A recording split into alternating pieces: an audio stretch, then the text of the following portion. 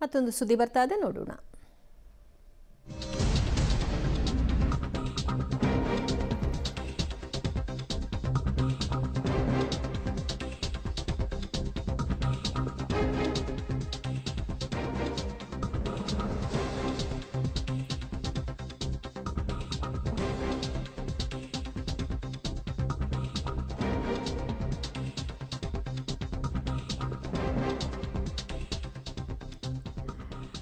Orchestra ಮುಗಿಸಿ ಬರ್ತಾ ಇದ್ದಂತಹ ಮಹಿಳೆಯರನ್ನ ಅಟ್ಟಾಡಿಸಿ ಅವರ ಕುತ್ತಿಗೆಯಲ್ಲಿದ್ದಂತಹ ಸರವನ್ನ ಕಳ್ಳತನ ಮಾಡಿದಂತಹ ಪ್ರಕರಣವನ್ನ ಪೊಲೀಸರು ಭೇದಿಸಿದ್ದಾರೆ.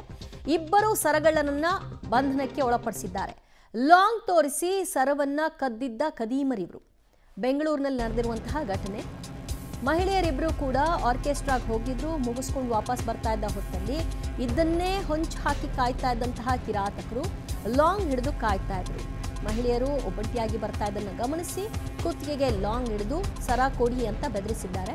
ಅವರುಗಳು ಅದಕ್ಕೆ ನಿರಾಕರಿಸಿ ಅಲ್ಲಿಂದ ಓಡಲಿಕ್ಕೆ ಪ್ರಯತ್ನಿಸಿದ್ದಾರೆ. ಆದರೂ ಬಿಟ್ಟಿಲ್ಲ, ಅಟ್ಟಾಡಿಸ್ಕೊಂಡು ಹೋಗಿ ಸರವನ್ನು ಕಿತ್ಕೊಂಡಿದ್ರು. ಅದಾದ ನಂತರದಲ್ಲಿ ಪ್ರಕರಣವನ್ನು ದಾಖಲು ಮಾಡಿಕೊಂಡಿದ್ದಂತಹ ಗಿರಿನಗರ ಪೊಲೀಸರು ಆರೋಪಿಗಳನ್ನು ಬಂಧನಕ್ಕೆ ಒಳಪಡಿಸಿದ್ದಾರೆ. ಇವರು ಈ ಹಿಂದೆ ಯಾವ್ಯಾವ ಕೃತ್ಯಗಳಲ್ಲಿ ಭಾಗಿಯಾಗಿದ್ರು, ಎಷ್ಟು ಸರಗಳು ಆಗಿದೆ, ಇವರ ಬಳಿ ಎಷ್ಟು ಮಾಲ್ ಇದೆ, ಅದೆಲ್ಲವನ್ನು ಕೂಡ ಜಪ್ತಿ ಮಾಡೋ ಕಾರ್ಯವನ್ನು ಮಾಡಬೇಕು.